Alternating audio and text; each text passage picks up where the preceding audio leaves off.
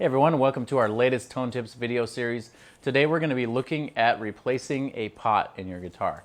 So this is somewhat of a real life situation here in the shop today. We had a assembly that we were making for one of our guitars, and it turns out one of the pots was actually too short. We'll show you what's going on, and then we'll talk through how to replace that. So maybe you can apply this to one of your guitars when you're replacing a bad pot. So here we go. All right, so over here at the bench you can see one of our guitars here. We've got the simple master volume, master tone, and a three-way switch on this one. We've got two humbuckers on the guitar. All right, so we start with a lot of times a little template to make our wired assemblies. Now a lot of times when you're throwing these into a guitar that doesn't have a pickguard mounted system, it's good to pre-wire it outside of the guitar. That way it's easier for you to set everything up and then install it as one, and all you have left is your ground wire and your pickup wires at that point. So you're saving yourself a lot of hassle. So this was set up here. We made this on the CNC. It's got the volume tone. You can see how it corresponds over there to the setup I showed you in the last little shot. So here is our pre-wired assembly. We have this ready basically to drop in, but we noticed a problem when we were mounting this in there. If you take a look from the side, you can see one of these pots has quite a bit longer shaft there. Let me see if I can focus that camera so you can see that. Notice the tone pot here. So this is again the single volume, single tone. The tone pot shaft is quite a bit smaller. So the problem that we ran into is that when we put it into the guitar, it wasn't sticking out far enough to get the nut and the washer on there on the top of the tone pot. This has plenty of length. This one is shorter. So again, when you're looking through the pot, sometimes the different batches may have different lengths or from different suppliers. So keep that in mind if you're running into a situation like this. So what we're going to do now is just replace this tone pot. So we're going to take everything off of there and basically redo this with a longer shaft pot. All right, so zoomed in here, we're just going to set this into our assembly. We may decide to actually go ahead and mount this, but we probably will wait until the end when the new pot is in to actually mount it. So we've got a couple areas here that we're going to have to pay attention to. I'll zoom in. We know that we're going to have to take the capacitor off, and we also have, because this is a master tone, we have the wire from the switch coming through here to the middle lug of the tone pot and through the input of the volume. So we have to take that off, and we also have a ground wire here that's heading to the jack. So you can see the jack right there.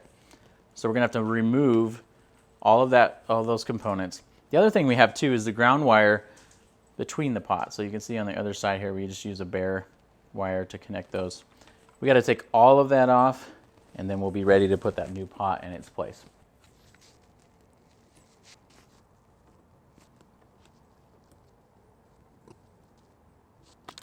Okay, everything's mounted back into our assembly board here, our little wiring template. We made sure the pots are a little loose. We just barely tightened the nuts on the other side because we want to have a little bit of flexibility because we do have the wires already sticking out. If you're starting from scratch, you don't need to really worry about those being tight. It's nice to find extra pick guards for like strats or tellies or control plates for tellies, and you can make these pre-wired assemblies ahead of time.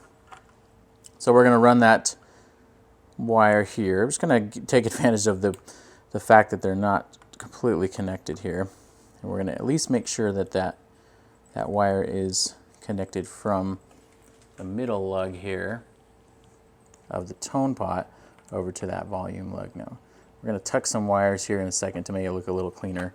So right now it's kind of a little bit of a mess. Okay, so we've got that wire in place, and now I'm going to go ahead and just start to slowly tighten this down just a little bit more because I want to be able to make sure that I'm not going to lose some of the clean wire lines that we had before. We've got the ground wire sticking up here on this side. I'll zoom in just a little bit more so you can see a better detail. And then we're going to pull that ground wire down. We know we're going to solder that to the outside edge of the pot, connecting the ground from each of the pots. And we have a little solder pool, if you noticed here. That'll be for the bridge ground wire on the guitar. So those two are in place. We'll go ahead and solder both of those at the same time. So again, we'll jump in here with a little bit of solder and get that ground wire taken care of first. It's a good idea, like you saw in the other part of the video, just to use some tweezers to make sure that you're not burning your fingers off there. Okay, so we got that ground wire in place. Then we're going to also do the ground wire to the middle lug of the tone pot, coming from the volume pot and then to the switch. So this is in effect going to be what's referred to as the master tone knob. Obviously this is very similar to what like a Telecaster setup would be, single volume, single tone, and the three-way switch. So everything looks good there. We do have to attach the other ground wire from the jack that you can see here that we still haven't attached. It's a good idea to pre-solder an area for those if you're replacing this with a new pot. It's always a good idea to maybe take a picture, follow a diagram of course, but take a picture maybe with your phone so you know exactly where things are supposed to go back. Last thing you want to do is hook something up wrong, of course. So we're going to knock down this a little bit of solder here. We're going for shiny solder joints. We don't want cloudy solder joints. You may need to add some more. Some import pots are a little harder to solder to the back. These are like a nice CTS style pot, and they are pretty easy to get some solder going on the back. So that's helpful as you're going. So the last thing we've got to do is put the capacitor back in. All right, so we've got that sort of tacked down here. We're just going to rotate this around, and then we're going to make another pool. So this is, again, if you're putting back your old capacitor, this is how you would do it. Many people also at this point might want to change capacitors, and so that's an option as well. As you're putting a new one in, you obviously have the benefit of having the full length of the leads there. We've got the other side here, so we are going to put this down. I'm going to leave it just a little bit longer because I didn't pre-tin that area.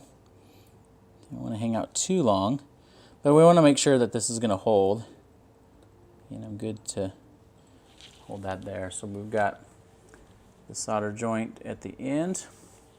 We've got solder back there. I'm going to go ahead and go back to this lug.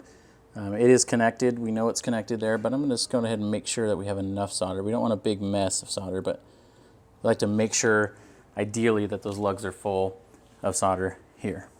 All right, so our new assembly is all finished. Check that out there. We're ready to now install this into the back cavity of the guitar. Move this so you can kind of see what we're working with there. This wire here is a ground wire from the bridge, so we're going to connect that to the pot. We'll put in the electronics and we'll show you connecting that ground wire up to the bridge. All right, so our new assembly is now in the guitar. As you can see, we've got it through the holes there. We're going to just use one of these handy dandy tools from StewMac. Very, very useful tool, as you can see. Tightens them down really nice, gets a good grip on them without trying to put a wrench sideways and maybe slipping and hitting your guitar. Last thing we've got to do now is we've screwed down this ahead of time, but we're going to go ahead and finish this off and get that selector switch in place.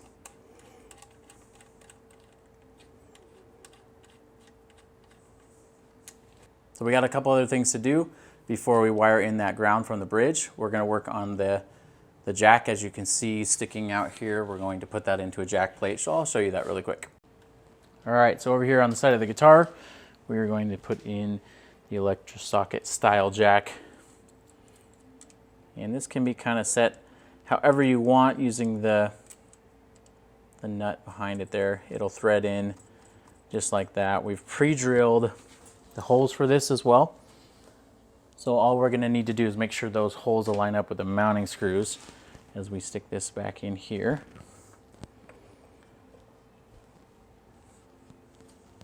It's always a good idea to, once you install one of these kind of jacks, is to take a 1/4-inch cable after you screw it down and make sure the cable plugs in fine and you don't have any issues with the jack itself getting caught on a wire, getting caught on the side of your cavity. You want to make sure that obviously the hole is big enough to handle that. We will find our mounting screw locations and we will just tack that down. If you're pre-drilling this, a good idea is to put a piece of tape over here to hold it in place. Pre-drill some holes for your screws, and that way you're not trying to go straight into the wood because you're going to have issues with it. All right, so now we're going to get that ground wire from the bridge soldered into the volume pot there. If you're installing any type of a guitar, you're going to need a ground wire from your bridge. So if you're replacing the volume pot, obviously you're going to have to reattach this wire. Because this is a new guitar, we're just going to make sure that we cut this to length. We know we're going to put it into that pre-soldered position there. I'm just going to using this cloth pushback wire, which I like using a solid core style wire for working on guitars because it's easy to form. See how I just kind of move that and set it in place. It just makes life a lot easier. So since we have that pre-soldered plate, we're going to get some solder directly onto our iron here as we come in from the side.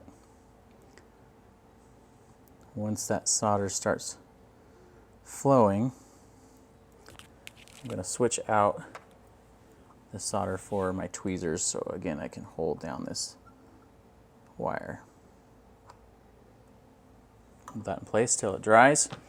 We've got a nice clean solder joint there and we're good to go.